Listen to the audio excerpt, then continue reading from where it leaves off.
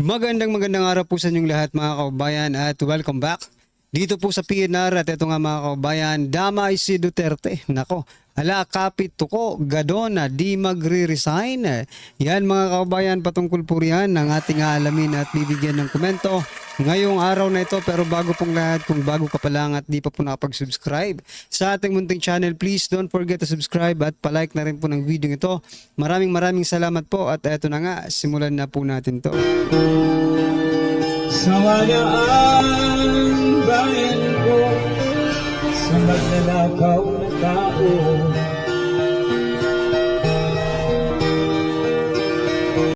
So yan mga kababayan, bago po natin muling i-play ang video ito, pasadahan po muna natin yung mga nagtitrending na mga balita dito po sa mundo ng social media. At unahin na nga po natin ito. Ito po si Yusek Castro mga kababayan. Nako. Ito po ang pinakabagong update mula po sa Malacanang, mula sa News 5 4 hours ago, no? Sabi po dito, are you in or out? Dahil nga po dito sa courtesy resignation na ipinatupad ni Pangulong Bongbong Marcos Jr. Sabi po dito, nilinaw ng palasyo na mananatili sa kanilang posisyon ang cabinet members habang wala pang bagong hahalili sa kanilang pwesto. Sabi po dito ni Castro, yes, mananatili sila sa kanilang posisyon. Siguro ito na yung tamang panahon para ipakita nila na dapat silang manatili sa kanilang posisyon. Pero dapat nakita po talaga ng Pangulo na hindi mo deserve kapag itong sabi mga kabayan, ulitin po natin, kapag nakita po talaga ng Pangulo na hindi mo deserve na ang iyong posisyon, you will be out. Ayon kay Palace Press Officer Yusek Claire Castro. So yun pala mga kababayan, mukhang pinagtitripan lang itong mga cabinet members na ito. Biruin mo. Dapat nung una pa lang, nang nakitaan ninyong hindi pala nagpe-perform, pinagtatanggal nyo na. Bakit kailangan pang umabot ng 3 taon, di ba mga kababayan? So malaki na po ang, kumbaga, malaki na ang damage sa 3 years na ginagawa nilang kalukuhan, kung sino man yan, di ba? Malaki na po ang 3 years. Kalahati na po ng termino. Tapos sinasabi pang this is the good start. No, this is not the start. Kasi kung start po ang sinasabihin natin, good start, dapat nung una pa lang. First 1 year, first year, second year, ngayon, 3rd year na po, di ba? Pangatlong taon na po nila, tapos ngayon lang magkakaganito mga kababayan. Hindi, eto nga, may nag-comment, sabi, mukhang pinagtitripan lang ni Pangulong Bongbong Marcos Jr. ang kanyang cabinet members, di ba?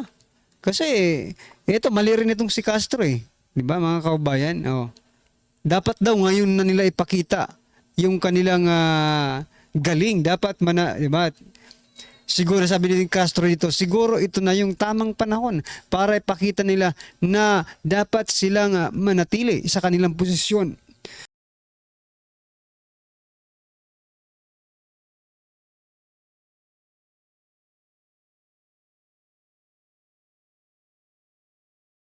Ngayon ng panahon para dapat ipakita nila, dapat nung una pa lang, nung tatrabaho pa lang sila, unang sabak pa lang, pinakita na nila na karapat dapat po sila. Hindi ngayon, malaki na po ang damage na ginawa nila kung ganun, di ba? 3 years na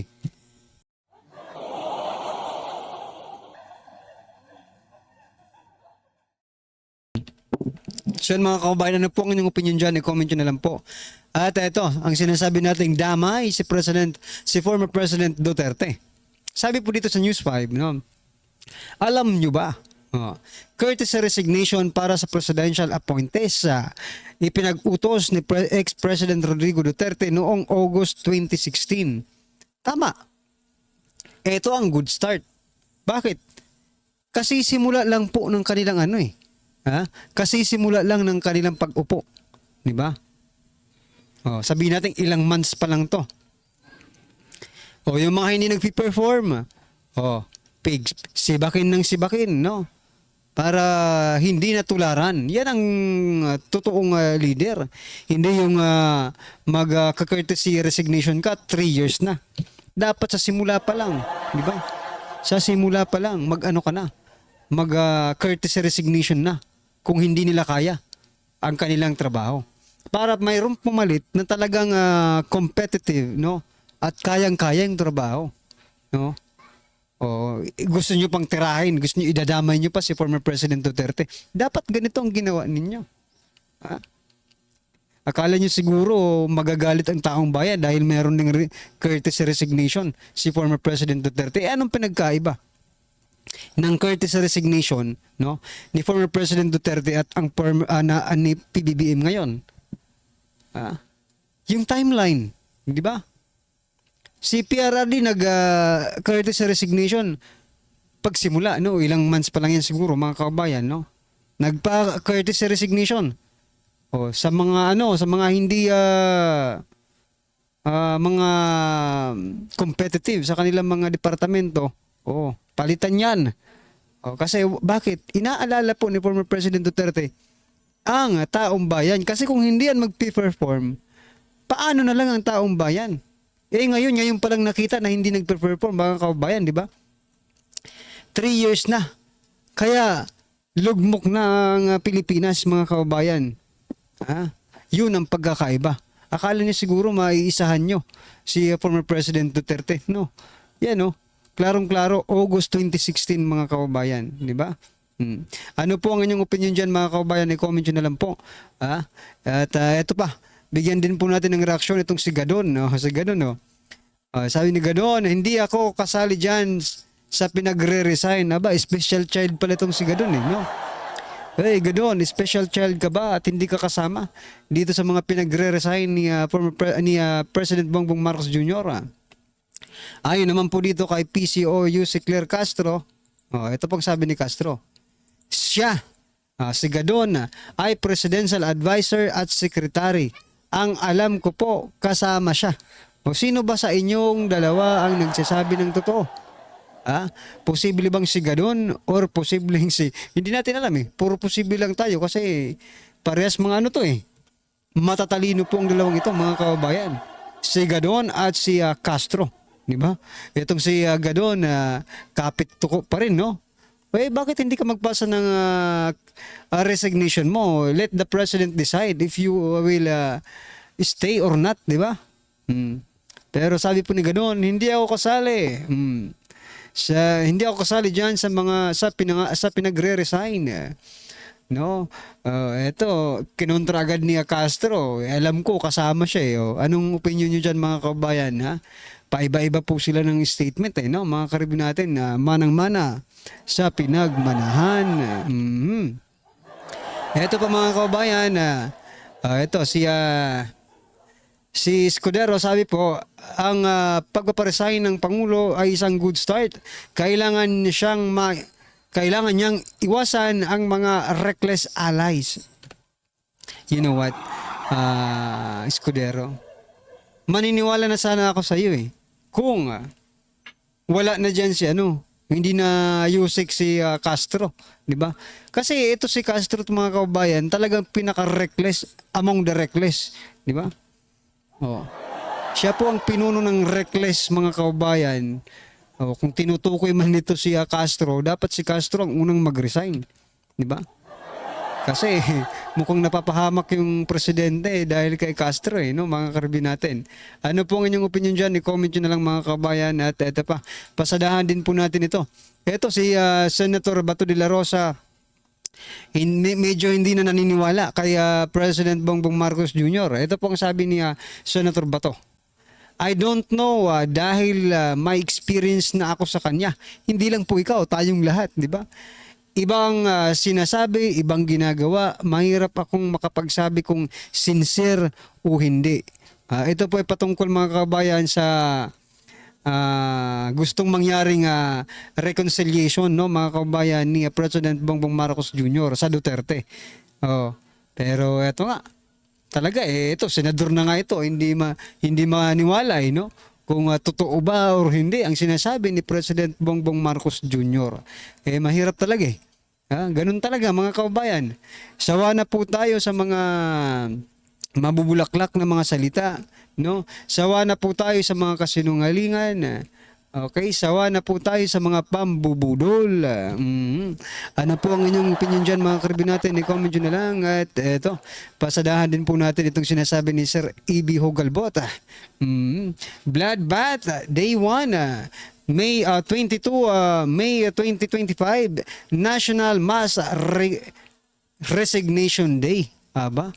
Mass Resignation Day. Dahil pinag-resign nga ni President Bongbong Marcos Jr. ang mga cabinet members. At hindi lang yan.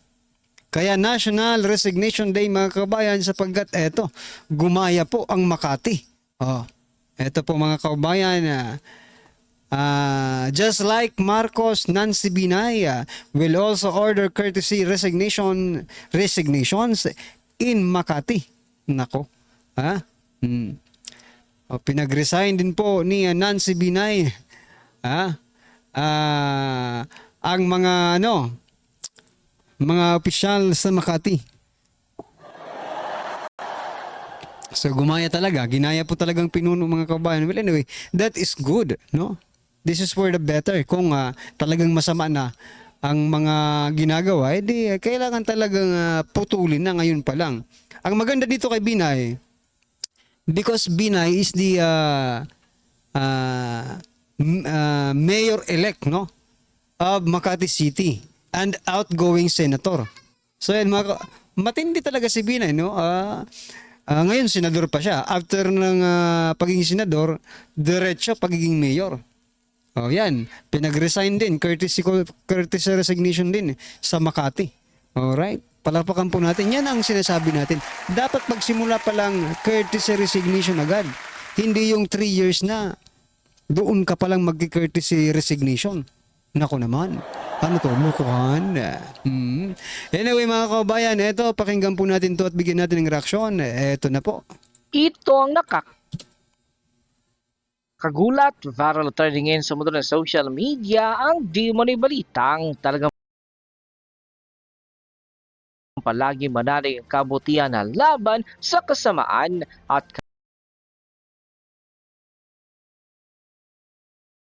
kahit pagtakpan nyo man na inyong mga kasinungalingan ay talagang lalabas at lalabas pa rin ng buong katotohanan. Unti-unti na lumiliwanag ang kadiliman at talagang matatalo na ng tuluyan ang kampo ng kasamaan matapos ang ginawang panggigipit kay Vice President Sara Duterte na halos taplakan na ng langit at lupa, ay tila siyang karma naman ang humahagupit sa mga politikong gustong ma-impeach ang kasalukuyang Vice Presidente ng Republika ng Pilipinas na siyang sobrang minahal ng taong bayan. Sila lang naman na nagkaisa at tila gustong mapatalsik sa kanyang pwesto si Vice President Sara Duterte. Pero ngayong tapos na ang midterm elections ay natalo na sila, mukhang ito na ang karma at ganti ng isang api. Ito ang mapapala ninyo kapag binangga ninyo mga Duterte, lalong-lalo sa Vice President Sara Duterte. Lahat sila ay natalo, kaya goodbye na kayo ngayon sa inyong mga posisyon sa gobyerno. Kaya umuwi kayo ngayong luhaan dahil pinaiyak kayo ng taong bayan at ni Vice President Sara Duterte. Talagang dito natin mapapatunayan mga kababayan na talagang mahal at gusto ng taong bayan ang mga Duterte, at dito natin mapapatunayan na Vice President Sara Duterte still matters. Pero bago ang lahat mga kapinas, kung bago ka pa lamang sa channel namin, ay huwag mong kalimutan mag-subscribe at pakiclick na din ang notification bell para mas maging update ka pa lalo sa lahat pa ng bagong videos na i-upload namin. At yun nga mga kapinas, ay pa sa kumpirmadong post ng solidong Duterte supporters na si Tio Moreno sa kanyang post online sa kanyang Facebook account. VP Sara still matters. In my previous analysis, I made one thing clear: Vice President Inday Sara Duterte's political base was never lost. It only needed to be awakened. And when she moved decisively. She ate and left no crumbs. The power struggle within the Bongbong Marcos administration unleashed to a calculated offensives against her. First, the impeachment track aimed at disqualifying her permanently. Second, the resignation trap, designed to force her out through relentless persecution, but they underestimated her. Vice President Sara did not flinch, retreat, or break. Instead, she weaponized this very attack to fortify her position for the bigger war, the 2028 presidential election. Her strategy has been nothing short of masterful. First, in Manila, her quiet alliance with Isko Moreno secured a foothold. In Cebu, she bided her time before endorsing Pambari Cuatro, carefully measuring Gwen Garcia's leaning. In Davao, when the Marcos Araneta Romualdez of Mar Union tried to enrouch, she countered swiftly by backing her father's return to power, locking the city firmly under Duterte's control. Today, Vice President Sara commands influence over the country's three most vote-rich areas: Cebu with 3,407,780 registered voters, in Manila 1,140,174 registered voters, in Davao City 1,600,000 or 590 registered voters. These are Mga kabayan, kahit ano talagang gawin ng mga ito, hindi nila mapapasuko si Vice President Sara Duterte kasi naman wala nang dapat isuko, mga kabayan. Laban lang ng laban. Hindi naman po yun ang ugali rin ng mga Duterte na konting problema lang, suko na. No? Talagang china-challenge, no? At sinusubukan itong si Vice President Sara Duterte kung gaano nga ba siya katindi. Eto, alam na natin talagang napakatindi po sapagkat kaliwat ka ng paninira, kaliwat ka ng investigasyon, kaliwat ka ng mga propaganda. Eto, tumatayo pa rin, mga kabayan, at lilipad ng mataas ang agila ng Davao pagdating po ng 2028, mga kabayan, at abangan po natin yan lahat, no? At sama-sama tayong pupunyagi, mga kabayan, no? Tayo ay magpapasalamat pagdating po ng panahon na yan. Alright? Anyway, mga karibin natin, ano po ang inyong opinion, reaksyon patungkol po sa video nito, ay comment nyo na lang po sa baba para at least alam po natin, mga kabayan, ang inyong opinion. Maraming salamat po. Please don't forget to like the video. Maraming salamat po. Sana